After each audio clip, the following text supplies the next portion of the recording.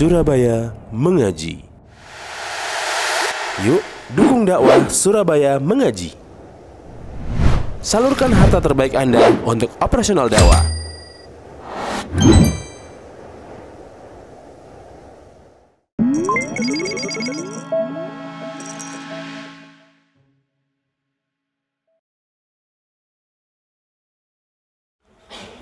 Assalamualaikum warahmatullahi wabarakatuh.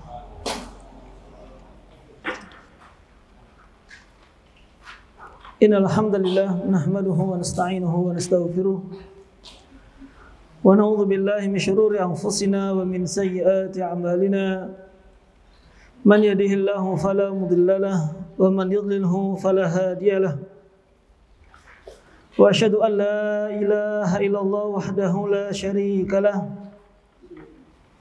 Wa asyhadu anna Muhammadan abduhu wa rasuluh. Qala Allah Ta'ala fi kitabihil karim, ya ayyuhalladzina amanu taqullaha haqqa tuqatih wa la tamutunna illa wa antum muslimun. Amma ba'd. Kaum muslimin, para jamaah yang dirahmati oleh Allah Subhanahu wa taala, mari kita panjatkan puja dan puji syukur kita kehadirat Allah Subhanahu wa taala atas segala limpahan nikmat, karunia dan hidayahnya kepada kita semuanya, sehingga di malam hari ini kita dipertemukan oleh Allah Subhanahu wa taala dalam keadaan sehat walafiat, di atas keimanan, masih semangat dalam menjalankan aktivitas serta amal ibadah kita semuanya.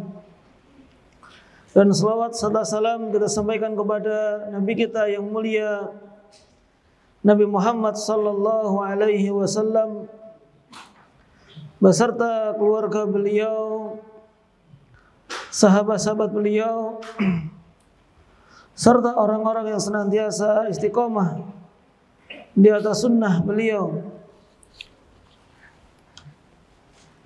Kaum muslimin, para jamaah yang dirahmati oleh Allah Subhanahu wa taala, kita lanjutkan pembahasan kita di malam hari ini, membahas kitab Pengantar Fikih Jual Beli dan Harta Haram karya Ustadz Aminur Bait hafizahullahu taala. Dan telah kita bahas sebelumnya, yaitu tentang syarat sah jual beli. Dan sebelum mengakhiri bab itu, sebelum memasuki bab yang baru, disebutkan di sini contoh kasus yang ke-9, yaitu berkaitan dengan murabahah bank syariah. Itu contoh yang ada pada bank syariah atau murabahah.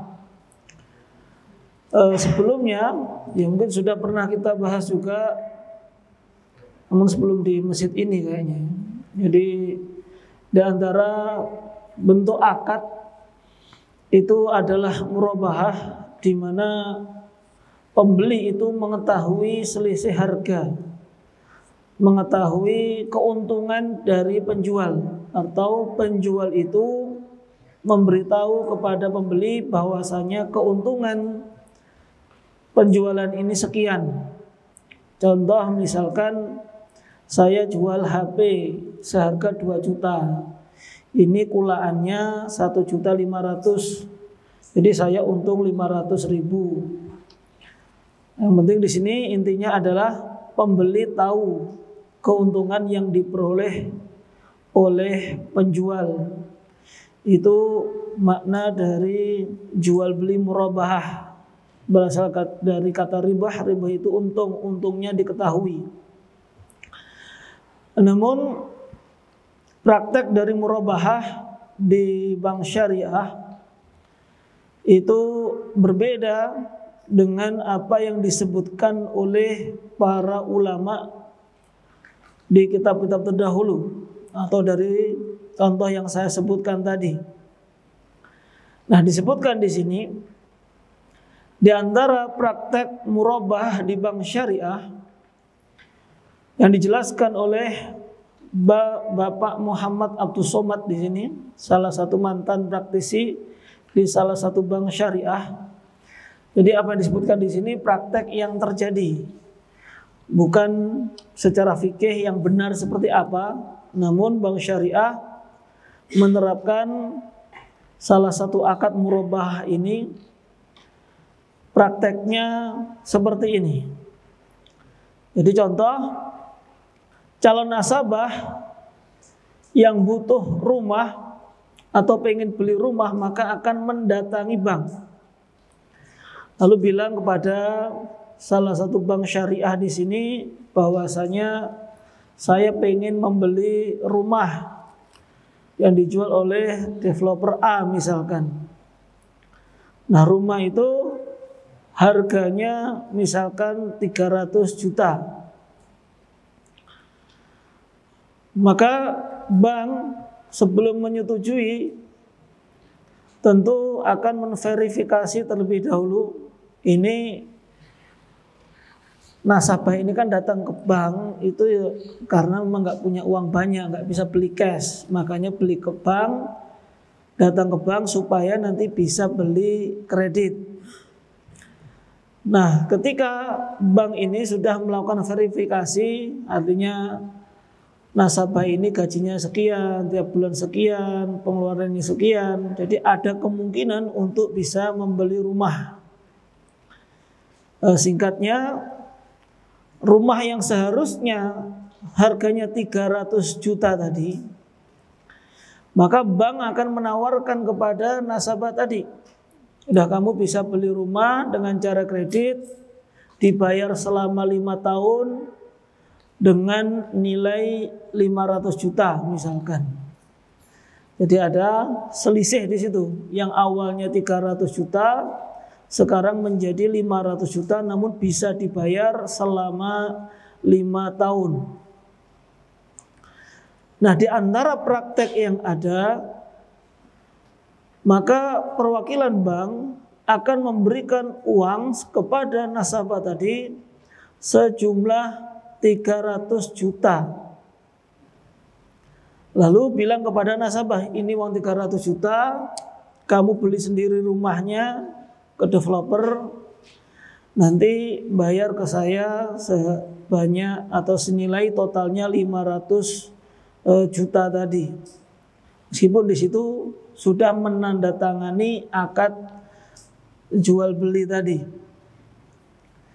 Nah, kalau yang akad yang kita jumpai adalah seperti itu, atau mungkin ada yang pernah mencoba pergi ke bank beli mobil, beli motor, beli rumah, namun bentuk transaksinya seperti itu, di mana tadi pihak bank nggak pernah sama sekali pergi ke developer untuk membeli rumah, namun hanya memberikan uang atau sejumlah uang kepada nasabah. Maka praktek itu menyelisihi syariat. Terdapat 2 kesalahan, setidaknya ada 2 kesalahan praktek jual beli tadi. Yang pertama, akad jual beli murabahah langsung disepakati antara pihak bank syariah dan nasabah, padahal rumah yang dipesan sama sekali belum dimiliki bank. Artinya kan seharusnya itu nasabah datang ke bank, bank beli rumah, rumah sudah dibeli bank, baru dijual kepada nasabah. Namun tadi prakteknya bank itu belum beli rumahnya, akan tapi sudah melakukan akad jual beli dengan nasabah. Maka ini jatuh kepada larangan jual beli barang yang belum dimiliki. Kan sebelumnya kita jelaskan syarat sah jual beli adalah barang sudah dimiliki oleh penjual. Hal ini berdasarkan hadis dari Hakim bin Hizam radhiyallahu anhu. Beliau pernah bertanya kepada Rasulullah sallallahu alaihi wasallam, "Ya Rasulullah, ada orang datang kepadaku untuk membeli sebuah barang. Kebetulan barang tersebut tidak kumiliki." Artinya Hakim bin Hizam ini memang biasa jual beli barang. Namun pas ada pembeli, itu barangnya tidak ada. Apakah boleh aku menjual barang yang belum aku miliki, tapi saya yakin di supplier itu ada, di pasar itu ada. Apakah boleh saya menjual, melakukan akad dengan pembeli tadi, sedangkan barangnya itu nanti masih saya ambilkan di pasar? Maka Rasulullah SAW mengatakan, la tabi' ma laisa indak. Janganlah engkau menjual barang yang belum engkau miliki. Artinya kalau memang barangnya itu masih di pasar, ya barangnya sih itu ada, tapi masih di pasar belum kamu beli. Meskipun nanti juga ada kemungkinan kamu beli, tetap jangan engkau jual, karena masih menjadi milik orang lain. Sehingga kalau di sini dikaitkan dengan jual beli rumah tadi, maka pihak lembaga keuangan atau bank yang katanya syariah tadi, bank itu belum memiliki rumah, tapi sudah melakukan akad dengan nasabah atau pembeli. Maka praktek semacam ini dilarang, karena termasuk menjual barang yang belum dimiliki oleh bank. Ini sebagaimana dinyatakan dalam sebuah buku AOIV, yaitu buku standar operasional produk keuangan lembaga keuangan syariah. Artinya ini buku yang dikeluarkan oleh dari OKI. Mereka mengumpulkan para ulama, membuat standar-standar akad syariah, akad ekonomi syariah. Nah, dijelaskan di dalam kitab tersebut, yaitu haram hukumnya pihak lembaga keuangan menjual barang dalam bentuk murabahah sebelum barang tersebut dimilikinya. Maka tidak sah hukumnya kedua belah pihak menandatangani akad murabahah sebelum pihak lembaga keuangan syariah membeli dan menerima barang yang dipesan oleh nasabah dari pihak penjual pertama. Ini ya bisa dipraktekkan kalau kita beli motornya lewat leasing misalkan, atau rumah tadi lewat KPR. Kita belinya bukan ke dealer, tapi belinya ke leasing. Tanda tangannya kepada leasing. Padahal leasing itu belum memiliki barang. Maka dia telah menjual barang yang belum dimilikinya. Yang kedua,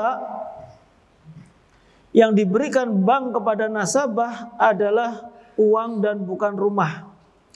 Tadi kan seharusnya akadnya nasabah pergi ke bank beli rumah, yang mana bank itu akan beli terlebih dahulu dari developer.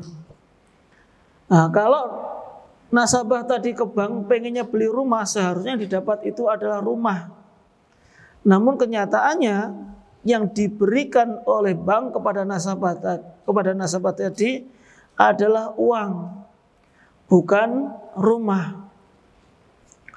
Sehingga bank memberikan sejumlah uang kepada nasabah untuk membeli rumah tersebut.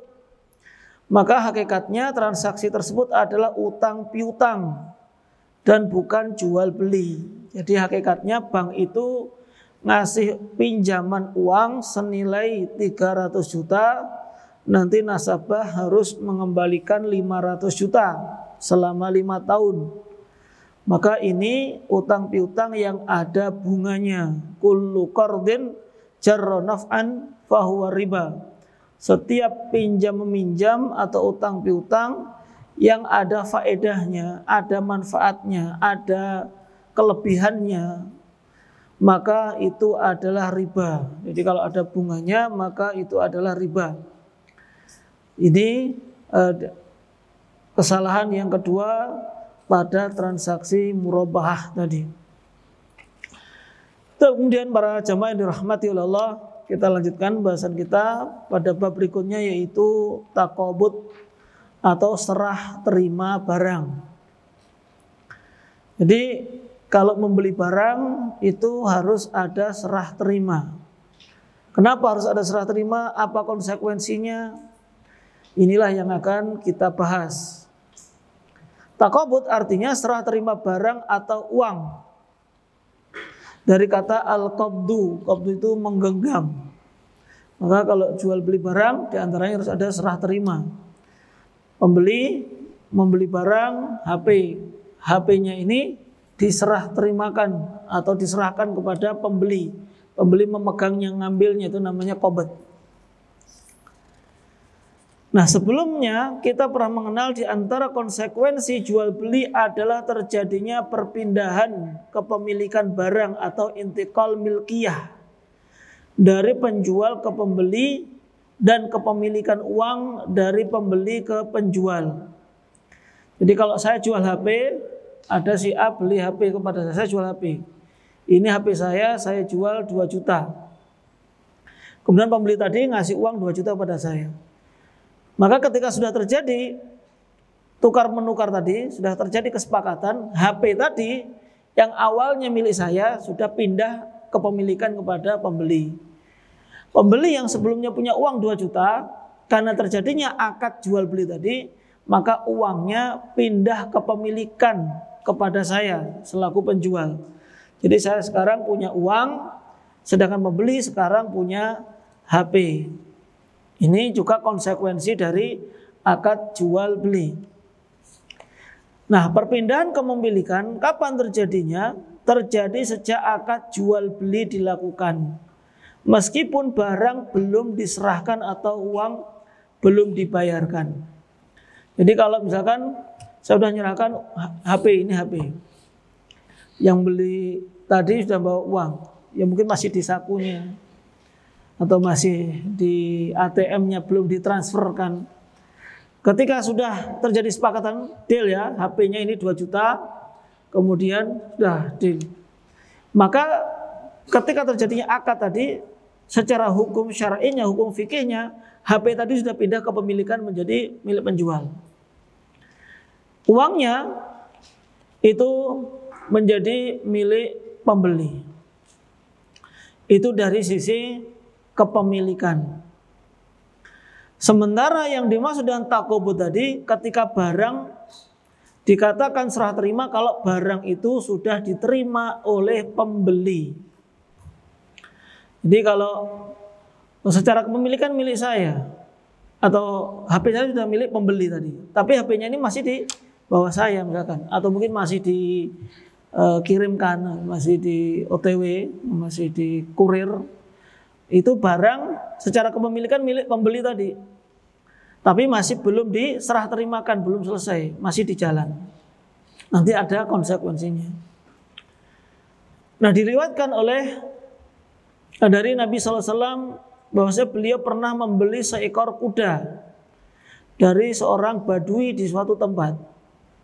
Di transaksi Rasulullah beli kuda kepada seorang badui tadi.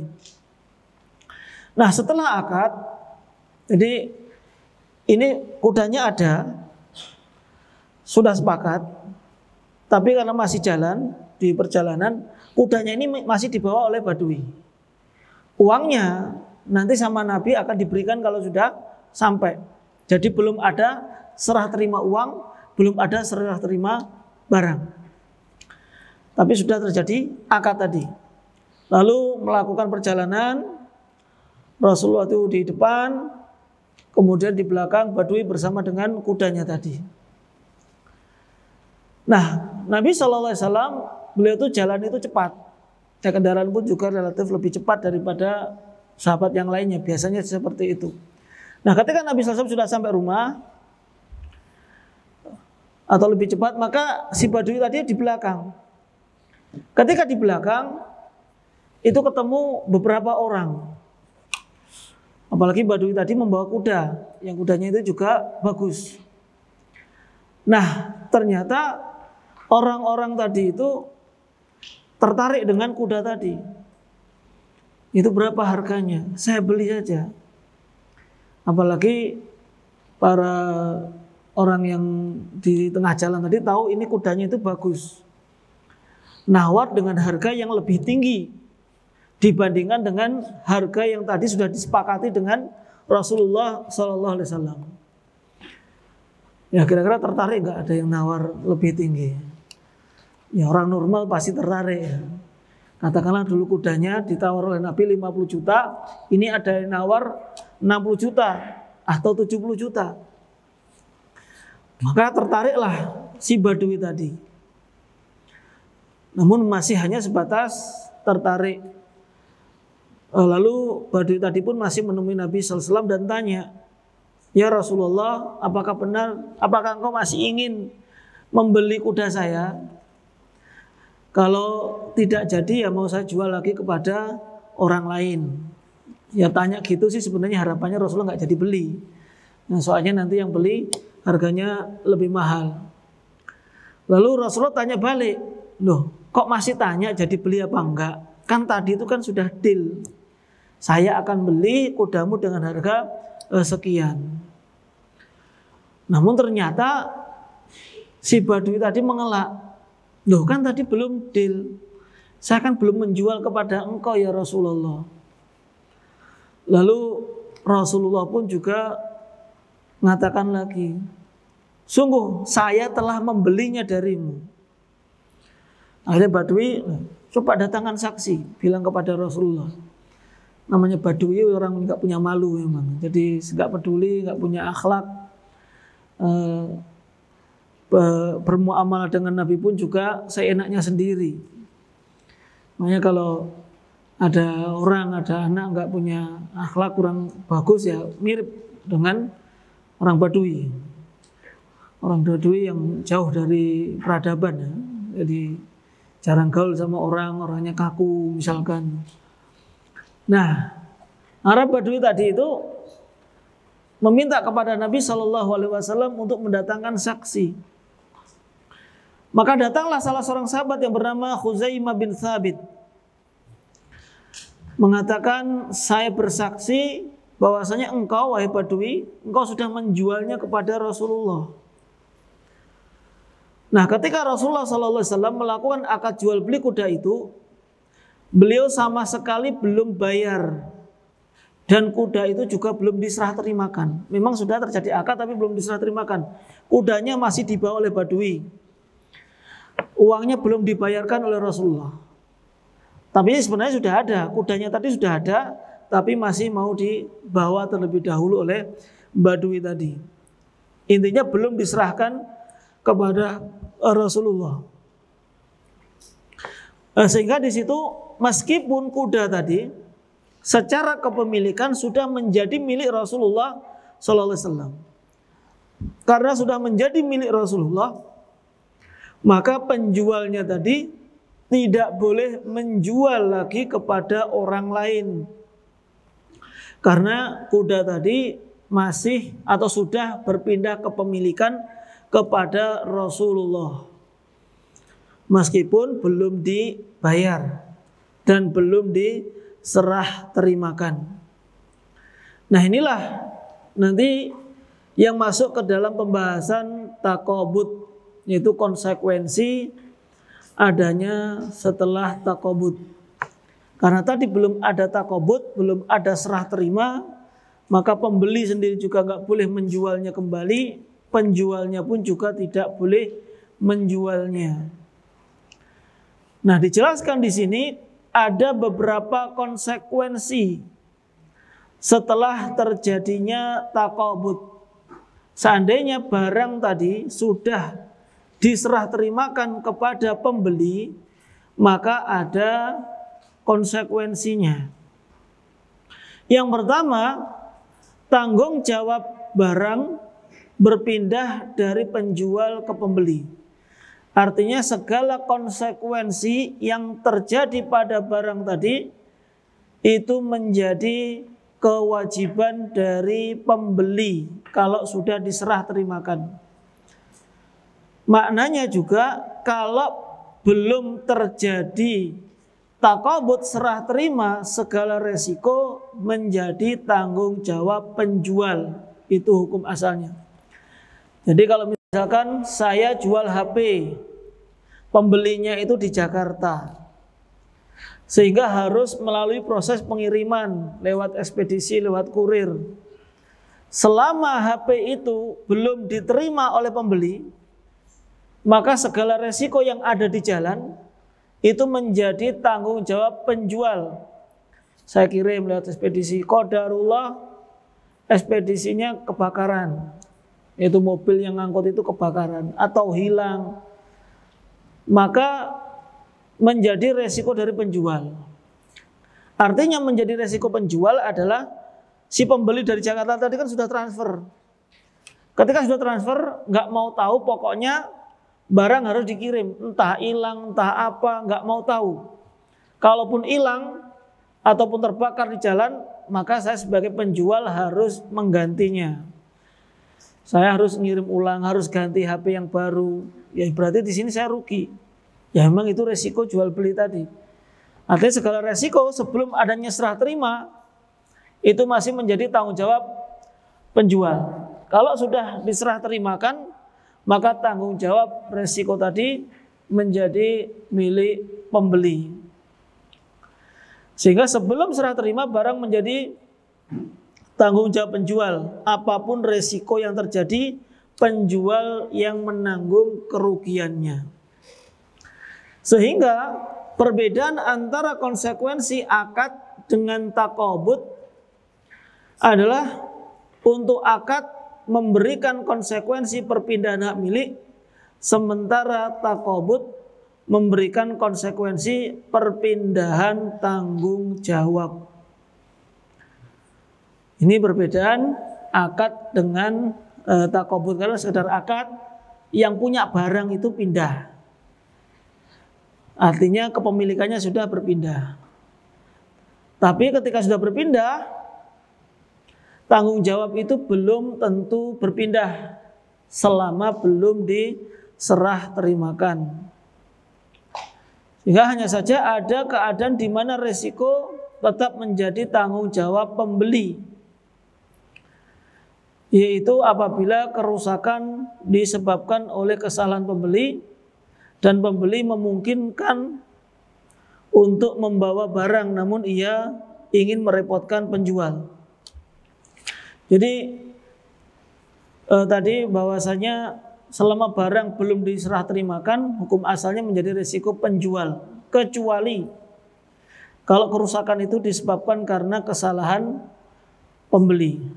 Ya mungkin saja, contoh misalkan pembeli itu nitip dulu barangnya kepada penjual. Jadi ada pembeli itu datang kepada penjual atau bilang kepada penjual, saya beli, kalau di sini contohkan sak 20 sak semen.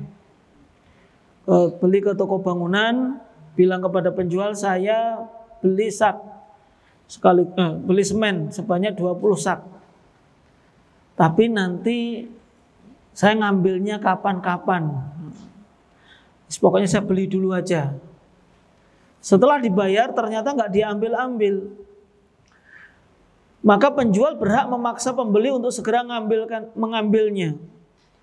Karena apalagi sak ya, apalagi sekarang musim hujan, khawatir kehujanan. Kalau nanti kehujanan terjadi banjir, otomatis semennya itu kan jadi keras. Kalau sudah keras berarti nggak bisa dipakai. Maka ini berisiko menimbulkan kerugian. Ini kok nggak diambil-ambil. Kalau pembeli nggak segera ngambil padahal sudah disuruh ngambil, kok qadarullah benar-benar rusak, benar-benar kehujanan kena air, padahal tadi belum diserah terimakan. Dan hukum asalnya kan sebelum diserah terimakan resiko menjadi tanggung jawab penjual. Namun ini karena kesalahan pembeli nggak ngambil-ngambil, maka di sini penjual tidak menanggung resiko. Namun kenapa kok pembeli itu ngambeli tapi nggak segera diambil? Ya banyak sebabnya. Bisa jadi ya daripada uangnya dia butuh semen. Tapi butuhnya nggak sekarang, bertahap. Kalau nggak segera beli banyak, uangnya bisa kepakai untuk yang lainnya. Ini malah mengganggu atau bisa merugikan pembeli tadi. Nggak jadi bangun rumah nanti kalau uangnya kepakai untuk yang lain. Sehingga beli banyak sekalian. Atau kadang kalau beli banyak sekalian itu lebih murah juga. Namun kalau nggak ngambil-ngambil, itu bisa merugikan penjual, maka penjual boleh memaksa untuk segera diambil. Dan resiko menjadi milik pembeli kalau memang tidak segera diambil. Kemudian konsekuensi yang kedua, setelah terjadinya takobut, yaitu bolehnya melakukan transaksi apapun terhadap barang, termasuk dengan menjual kembali kepada orang lain atau menyewakannya. Jadi di antara konsekuensi dari takobut, kalau sudah takobut boleh menjual kembali barang tersebut. Artinya kalau belum diserah terimakan, maka barang itu tidak boleh dijual. Meskipun secara akad konsekuensinya sudah milik saya. Contoh, saya beli HP dari Jakarta 50 pieces, 50 biji. Karena ini model terbaru misalkan. Nah, ketika saya beli dari Jakarta, uang sudah saya transfer semuanya kepada pembeli. Secara kepemilikan, HP itu sudah menjadi milik saya. Dari Jakarta sudah dikirim lewat ekspedisi, sudah di perjalanan. Secara akad tadi sudah menjadi milik saya. Tapi belum terjadi serah terima, karena kan masih di jalan. Selama masih di jalan tadi konsekuensinya tanggung jawabnya menjadi milik tanggung jawab penjual, masih menjadi penjual. Nah, meskipun itu milik saya secara hukum, karena saya belum menerima, saya belum boleh menjualnya. Saya nggak boleh nawarkan dulu, siapa yang mau beli HP, mereknya ini, tipenya ini, speknya seperti ini. Insya Allah barangnya sampai 2 hari lagi. Ini sudah dikirim. Ya 2 hari mungkin memang agak lama, tapi karena ini biar pengiriman juga lebih murah, sehingga masih akan dikirim dulu. Maka ini tidak diperbolehkan. Karena barang tadi belum saya terima. Selama belum saya terima, belum saya pegang, maka saya belum boleh menjualnya.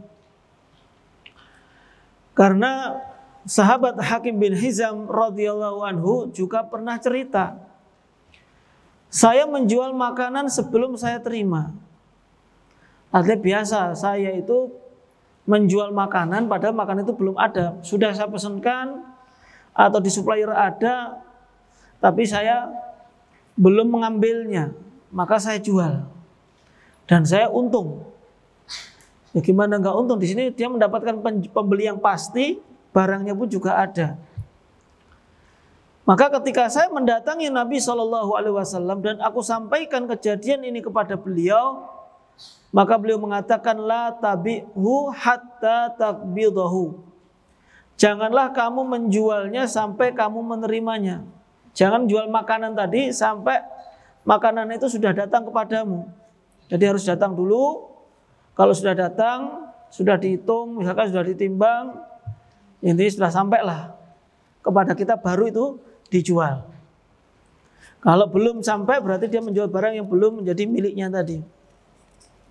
Hadis ini dengan tegas bahwa barang yang sudah kita beli belum boleh kita jual ulang hingga barang itu kita terima. Dalam hadis yang lainnya, sahabat Abdullah bin Umar dan sahabat Abdullah bin Abbas radhiyallahu anhum, Rasulullah sallallahu alaihi wasallam pernah bersabda, "Man ibta'a ta'aman fala yabi'hu hatta yastawfiyahu." Siapa saja yang membeli makanan, janganlah dia menjual kembali sampai dia terima. Artinya dia sudah beli makanan dari pasar, ini lagi dikirim. Maka Rasulullah mengatakan jangan dijual dulu sampai makanan itu datang. Ini kasusnya yang terjadi adalah jual beli makanan. Abdullah bin Abbas mengatakan bahwasanya ini bisa dikiaskan kepada barang yang lain. Jual beli apapun, jual beli beras, Misalkan saya punya toko beras, ada orang datang pengen beli beras 5 kuintal. Sedangkan di rumah, di toko saya hanya ada 1 kuintal saja. Anak-anak yang sekolah 1 kuintal itu berapa kilogram? Ada yang tahu? Nah, yang sekolah 100 kilogram. 1 sak agak gede biasanya ya. Nah, di toko ini masih adanya 100 gram. 100 kilogram, 100 kilogram atau 1 kuintal. Maka dia biasa punya supplier.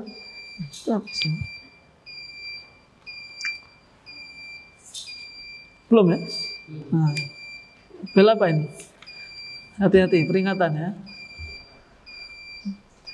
Maka tidak boleh menjualnya, artinya sudah sepakat ya, beli 5 kuintal. Sepakati padahal tadi barangnya masih belum ada semuanya. Maka inilah yang tadi terjadi pada sahabat Hakim bin Hizam. Maka itu tidak diperbolehkan. Kenapa kita tidak boleh menjual barang yang belum kita terima? Padahal secara kepemilikan bisa jadi itu sudah milik kita. Sudah kita bayar lunas tadi. Karena itu berpotensi terjadinya perselisihan. Karena ketika barang belum diserah terimakan, maka barang masih berada di kawasan kekuasaan penjual yang pertama. Karena tadi kalau misalkan saya sudah melakukan akad kepada calon pembeli, ya sudah, deal ya, barangnya sekian, uangnya sekian, nanti dibayar sekian. Sementara pembeli tadi sudah ngandalkan barangnya itu dari kita. Dia nggak beli ke yang lain, tidak pesan ke yang lain, sudah percayalah sama saya tadi. Padahal barangnya tadi belum ada. Saya pun masih nunggu dari penjual yang pertama sedang dikirim. Nah, berarti di situ saya bisa jadi menjual barang belum milik saya. Pembeli tadi itu sudah mengandalkan pada saya, dan bisa jadi qadarullah barang yang sudah saya pesan tadi itu tadi di jalan ada kecelakaan, ada insiden sehingga barangnya rusak. Maka ini berpotensi menimbulkan perpecahan, sakit hati dari pembeli, merasa ditipu dan lain sebagainya. Karena kita menjual barang yang kita sendiri tidak bisa menjamin untuk mendatangkannya.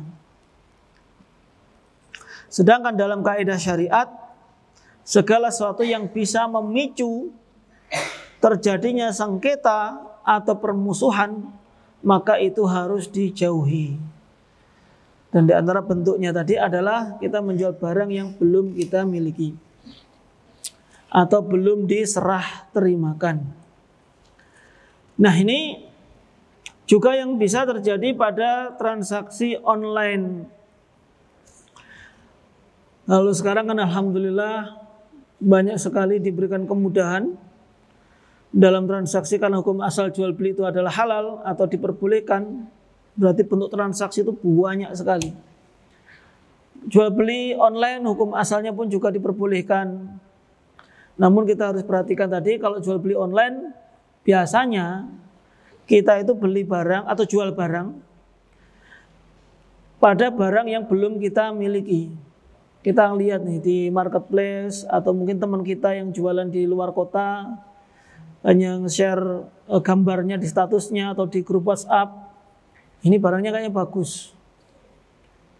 Lalu kita ingin jualnya lagi, beli untuk dijual kembali. Nah, biasanya kita beli, bisa jadi kita belum beli tapi sudah jual dulu, atau kita sudah beli, barang sudah dikirim, namun kita jual lagi, padahal barang itu belum ada serah terima. Nah, ini kalau barang masih proses pengiriman, maka tadi sebagaimana kaidah dalam takobut serah terima, kita tidak boleh menjualnya selama belum menerima, karena belum ada takobut, belum ada serah terima barang. Dan serah terima barang, kapan barang itu bisa dikatakan diserahkan atau terjadi serah terima, ini ada dua bentuk. Ada takobut hakiki dan takobut hukmi. Artinya takobut hakiki serah terima itu barang secara real diserahkan. Saya beli HP, HP-nya diserahkan kepada saya. Itu takobut hakiki. Saya beli buku, saya bayar, bukunya dikasih saya, buku fisiknya, itu namanya takobut hakiki. Artinya benar-benar diserah terimakan. Ada takobut hukmi, yaitu serah terima berupa sesuatu yang dianggap mewakili barang. Kalau kadang beli barang, contoh beli rumah, jual beli rumah, takobutnya itu bisa jadi serah terima sertifikat. Atau dengan kadang sertifikat juga belum diserahkan, tapi sudah mengizinkan pembeli untuk menempati rumahnya. Karena terkadang sertifikat masih disita sampai lunas. Namun sekarang hanya kwitansi, pembayaran, DP, kemudian diizinkan menempati rumah, maka itu juga takobut. Maka itu tergantung barangnya. Atau terkadang jual beli beras. Berasnya 1 ton. Sudah karungan 1 kuintal, beli 1 ton.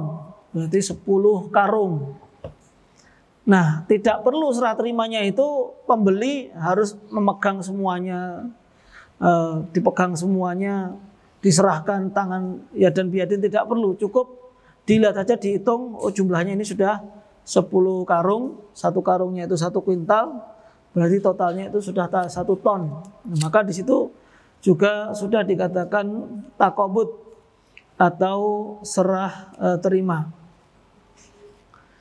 Nah, di sini para jamaah dirahmati oleh Allah Subhanahu wa taala, kalau tadi dikatakan barang yang masih dalam pengiriman itu belum boleh kita jual karena masih belum menjadi milik kita. Lalu bagaimana solusinya supaya kita itu pengen tahu ya, pembeli itu jumlahnya seberapa besar, atau ini biar ya cepet-cepetan lah pembeli itu. Maka yang boleh dilakukan oleh penjual tadi hanya sebatas penawaran saja atau pemberitahuan, nggak boleh ada akad atau kesepakatan. Maksudnya bagaimana? Yang dibolehkan hanya penawaran saja. Saya ini sedang kulaan HP 50 pieces dari Jakarta. Nah, kira-kira siapa nanti yang mau beli? Nulis namanya di list. Maka di sini masih boleh karena hanya sebatas penawaran saja. Tapi kalau dikatakan saya jual ini, siapa saja yang mau? Deal ya. Sudah sepakat. Nanti kalau barangnya ada harus beli misalkan. Maka itu tidak diperbolehkan. Tapi kalau sekedar pemberitahuan, penawaran, maka itu tidak masalah. Artinya kalau itu dikatakan sebuah penawaran, nanti kalau HP-nya benar-benar datang 500 pieces, saya beritahu kepada yang sudah nulis nama tadi, ini loh HP-nya sudah datang. Kemarin siapa yang nulis list bisa datang membawa uang dan ngambil barangnya. Ternyata dari 50 tadi yang datang itu cuma 40. Artinya yang 10 orang itu nggak jadi beli. Bagaimana sikap penjual? Karena tadi masih belum ada akad jual beli, hanya sebatas penawaran, dan ternyata 10 orang itu nggak jadi beli, maka ya sah-sah saja. Kita harus siap menanggung resiko, ya tawarkan lagi kepada orang lain. Tidak boleh ngolok-ngolok, kamu ini cuma PHP saja, katanya pengen beli, kok sekarang nggak jadi beli, padahal saya sudah kulaan. Nah, maka ini tidak boleh, karena tadi belum ada akad sama sekali. Sudah isya-nya. Silakan kalau ada yang mau azan terlebih dahulu. Mau azan dulu.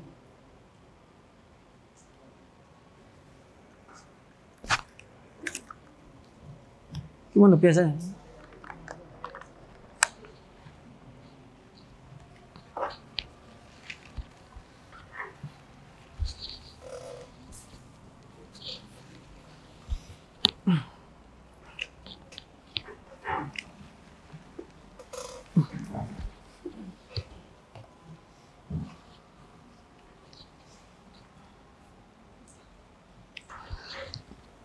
Allahu Akbar.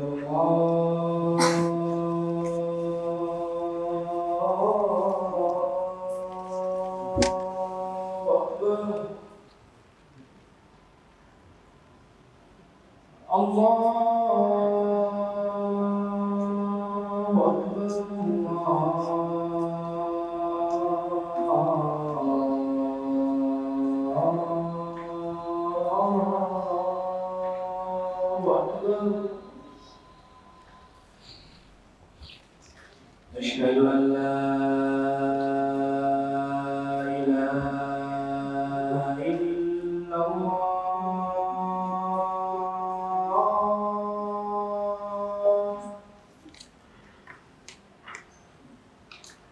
أشهد أن لا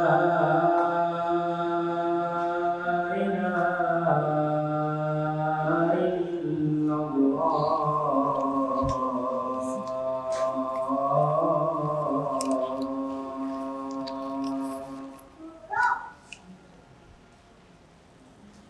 أشهد أن محمدا رسول الله.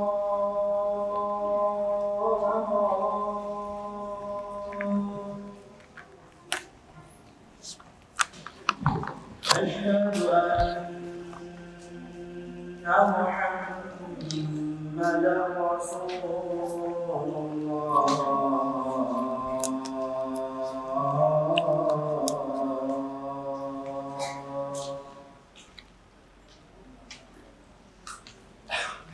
حي على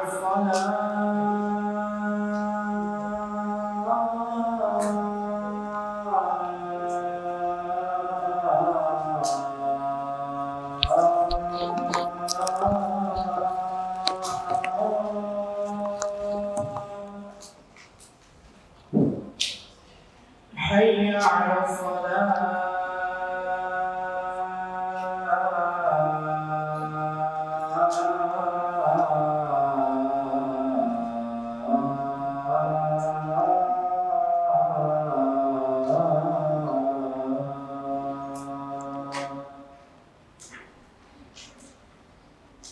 حي على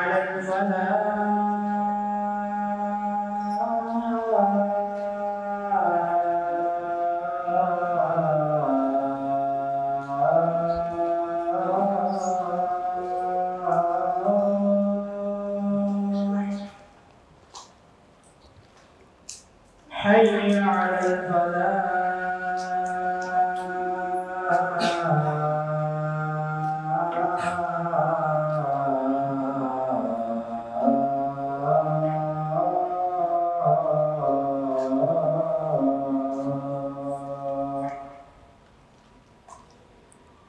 الله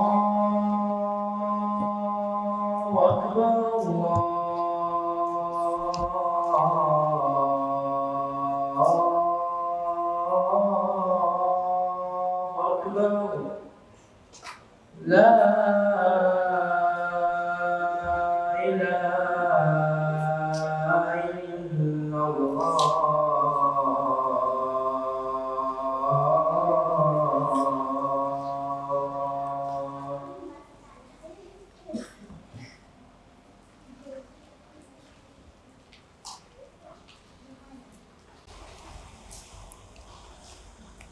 Bismillah, alhamdulillah, salatu wassalamu ala rasulillah wa ala alihi wa sahbihi wa man walah. Amma ba'd. Sedikit kita lanjutkan para jamaah yang dirahmati oleh Allah Subhanahu wa taala berkaitan dengan taqabud tadi. Jadi selama barang itu belum kita terima, maka kita tidak boleh menjual. Artinya kita tidak boleh melakukan akad apapun dengan calon pembeli kepada kita. Namun kalau hanya sekedar menawarkan, memberitahukan, bahwasanya kita akan memiliki suatu barang, maka itu tidak masalah. Itu untuk menghindari larangan dari menjual barang yang belum dimilikinya tadi. Namun konsekuensinya kalau ada orang yang janji beli tadi ternyata nggak jadi beli, maka kita harus membolehkannya, artinya tidak boleh memaksanya untuk membeli karena memang belum ada akad sama sekali. Dan mungkin itu yang bisa kita sampaikan untuk pembahasan kita di malam hari ini. Ini ada pertanyaan. Assalamualaikum warahmatullahi wabarakatuh. Afan Ustadz, ana mau tanya, apa hukum biaya tambahan untuk resiko barang? Kalau kita membeli barang, kalau sekarang di online atau di marketplace, biasanya sebelum check out, di situ ketika ada produk barang harganya sekian, ongkos kirim sekian, pembayaran sekian, dan ada biaya tambahan yaitu asuransi barang atau risiko. Kadang centangnya itu otomatis sudah tercentang. Kadang sebenarnya cuma 300 atau 500. Itu barang-barang yang puluhan ribu. Meskipun kadang ada yang sekian ribu untuk asuransinya itu, tergantung dengan harga barangnya. Kalau itu pilihan antara dicentang dan tidak dicentang, maka kita tidak boleh mencentangnya.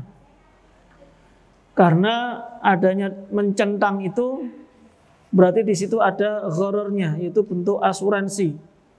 Nanti kalau terjadi resiko akan ditanggung, akan diganti senilai barang atau sesuai dengan aturan yang ada.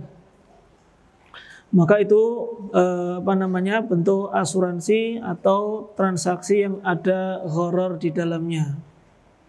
Tapi kalau di situ centangnya atau sudah otomatis kita nggak bisa menghapusnya, maka tidak masalah.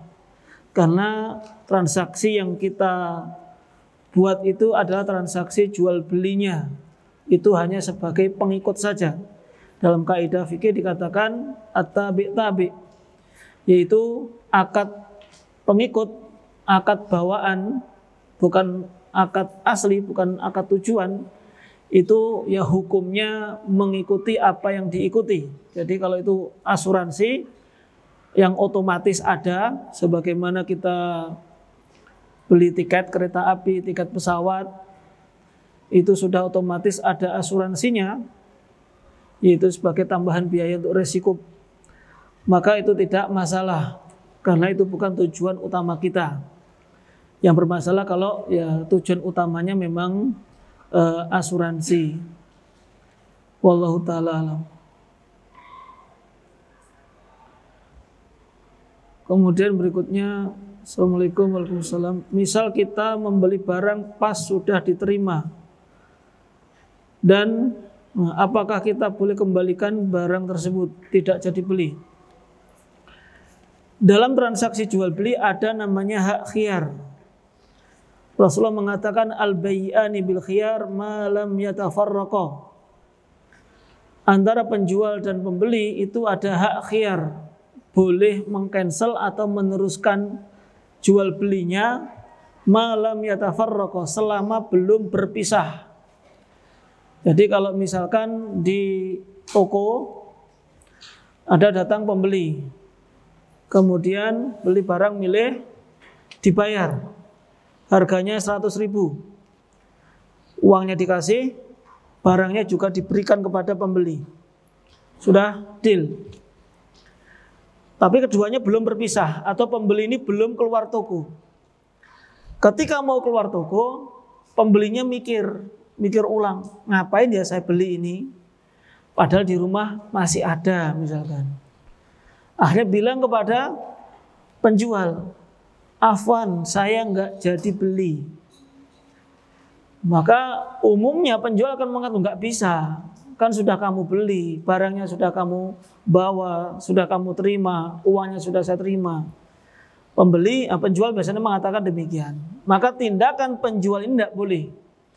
Karena syariat itu mengizinkan suatu transaksi jual beli selama belum berpisah, maka masing-masing pihak itu masih memiliki hak untuk meng-cancel atau mau meneruskan. Baru kalau sudah keluar mau meng-cancel, penjual boleh mengatakan kalau tidak bisa. Sudah kamu beli, maka nggak boleh kembalikan. Itu boleh penjual mengatakan demikian. Tapi kalau masih bertemu tadi, masih bertemu ya. Jadi masih bertemu di sini maksudnya kalau penjual sama pembeli ini teman. Habis transaksi jual beli, penjualnya ini mau jalan-jalan sama pembeli, masih mau keluar makan ke warung, terus mau pergi kemana berdua terus. Maka itu khiyar tadi masih berlaku. Meskipun sudah keluar dari toko, intinya masih ketemu itu masih boleh untuk meng-cancel. Pihak yang nggak setuju maka boleh dipaksa, secara syariat boleh dipaksa. Bisa jadi penjual yang nyesel, baru dijual barangnya, kemudian kok nyesel, kenapa ya saya jual? Padahal saya masih senang sama barang itu. Bilang kepada pembeli, Afan nggak jadi dijual. Selama masih belum berpisah, maka masih boleh untuk membatalkan transaksi jual beli tadi. Jadi kalau misalkan antum pergi ke supermarket, sudah milih barang kan, masukkan keranjang, masuk kasir, dihitung. Dihitung-hitung, dilihat kok kebanyakan ya kayaknya. Bilang kepada kasirnya, Mas saya nggak jadi beli itu. Biasanya kasirnya mengatakan, maaf sudah masuk sistem, sudah masuk komputer, nggak bisa di cancel. Maka secara syariat dia melakukan pelanggaran syariat. Ya kita sebagai pembeli sebenarnya nggak bisa protes ya. Jadi mau bilang nggak jadi, terus dia mengatakan sudah sistem, sudah komputer dan lain sebagainya. Ya kita secara syar'i sebenarnya kita boleh meng-cancel itu sebenarnya boleh. Tapi kasirnya itu biasanya nggak mau ribet. Tapi kalau kita sebagai pemilik toko, kita sebagai penjual, kalau ada orang yang meng-cancel, nggak jadi beli, selama itu masih ada hak khiyar, kita jangan marah-marah, kita jangan menolak, kita harus menerimanya. Apalagi kalau kita di situ tidak dirugikan sama sekali. Wallahu taala alam bishawab. Baik, mungkin itu yang bisa kita sampaikan di kesempatan kita malam hari ini. Semoga bermanfaat bagi kita semuanya. Subhanakallahumma bihamdik asyhadu an la ilaha illa anta astaghfiruka wa atubu ilaik. Assalamualaikum warahmatullahi wabarakatuh.